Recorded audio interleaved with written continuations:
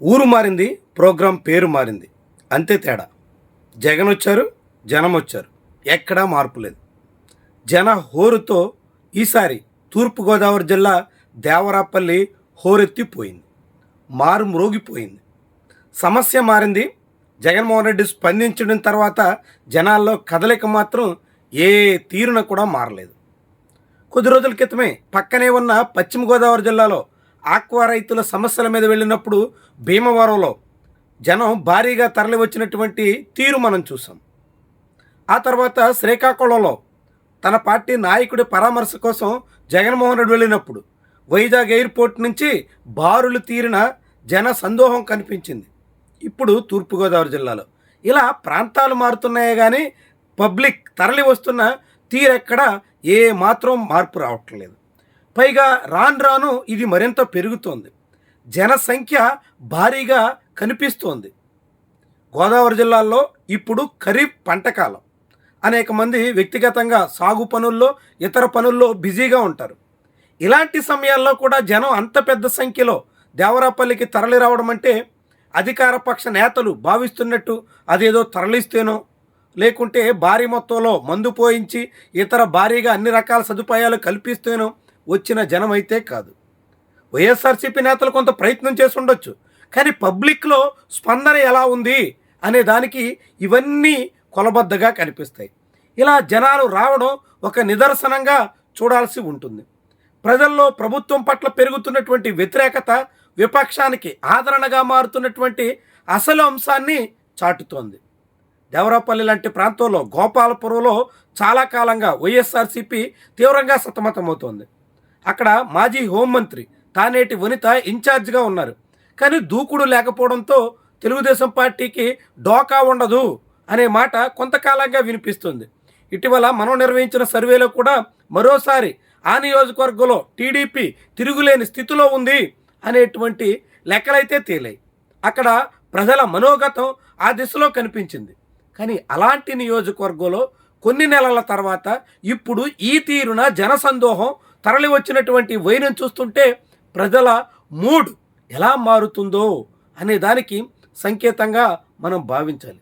సరిగ్గా ఇదే సమయంలో ప్రతిసారి జగన్మోహన్ రెడ్డి పర్యటన చేయడం, అక్కడికి జనాలు పెద్ద సంఖ్యలో తరలి రావడం, చివరికి జగన్మోహన్ రెడ్డి కూడా ముందుకెళ్ళలేనంత స్థాయిలో పబ్లిక్ సందోహం కనిపించడం, ఇదంతా తెలుగుదేశం పార్టీ అనుకూల మీడియాకి కడుపుబ్బరం కల్పించే కథనంగా మారిపోవడం.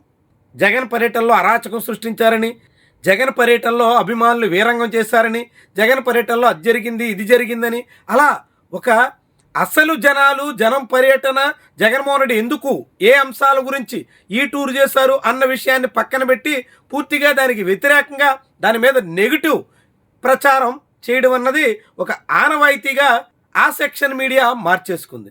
కానీ అసలు విషయాన్ని తమ పాఠకులకి, తమను అభిమానించేటువంటి వాళ్ళ దృష్టికి రాకుండా చూడాలనేటువంటి ప్రయత్నంలో అయితే ఉన్నట్టు అలాంటి తీరు మనకి చాటుతుంది. కానీ దాని ద్వారా ప్రభుత్వానికి ప్రయోజనం కానీ ప్రజల్లో జగన్మోహన్ రెడ్డికి జరిగే నష్టం కానీ ఏమీ లేదని ఇప్పటి వరకు జరుగుతున్నటువంటి ఒరిస్సా పర్యటనలన్నీ మనకు చాటుతున్నాయి.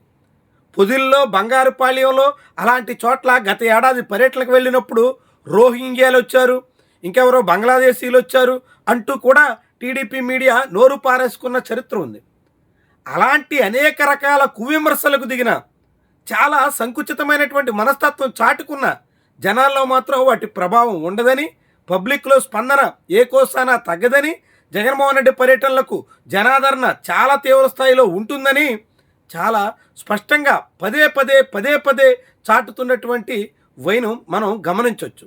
మరి ఇలా అన్ని చోట్ల కూడా జగన్మోహన్ రెడ్డికి ఒకే తీరున, రాయలసీమలో వచ్చారంటే జగన్మోహన్ రెడ్డికి బలమైన పాకెట్స్ అనుకుంటే ఇప్పుడు గోదావరి జిల్లాల్లో అదే తీరున జనాలు తరలి వస్తూ ఇది రాయలసీమన కాకుంటే గోదావరి సీమన అనేటువంటి సందేహం కలిగించే మాదిరి ఉంటే ప్రభుత్వం ఆలోచించాలి కదా.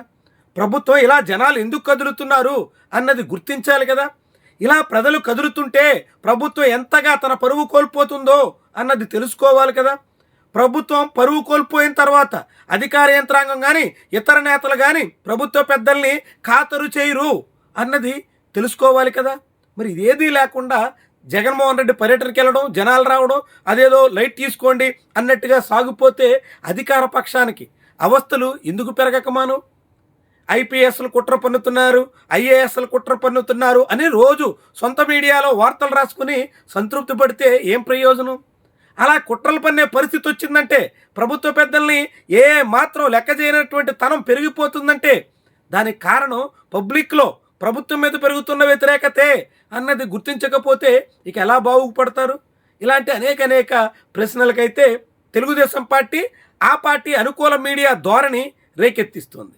మొత్తంగా ఏమైనప్పుడు కూడా జగన్మోహన్ రెడ్డి పొగాకు రైతుల సమస్యల మీద, పొగాకు పంట కొనుగోళ్ల విషయంలో చంద్రబాబు సర్కార్ నిర్లక్ష్యాన్ని ఎండగట్టే దిశలో సాగించినటువంటి దేవరపల్లి పర్యటన కూడా భారీ జనసందోహం మధ్య సాగింది. గతంలో ఇదే పొగాకు రైతుల కోసం పొదిలి పర్యటనకు 2025 జూన్లో జగన్మోహన్ రెడ్డి వెళ్ళినప్పుడు వచ్చిన స్పందనకి మించి ఈసారి తూర్పుగోదావరి జిల్లా దేవరపల్లిలో కనిపించింది. మరి ఈ తీరున జనాల్లో, రైతుల్లో పెరుగుతున్నటువంటి వ్యతిరేకతను ప్రభుత్వం గుర్తించి సరిచేసుకుని సమర్థవంతంగా వ్యవహరించలేకపోతే ఇక రాష్ట్రంలో రాజకీయంగా మార్పు తప్పదనేటువంటి దిశలో ఇలాంటి జనాల రాకడ చాటుతోంది. దాన్ని ప్రభుత్వం గుర్తించుకోవడం అత్యవసరం అని మాత్రం మనం చెప్పొచ్చు.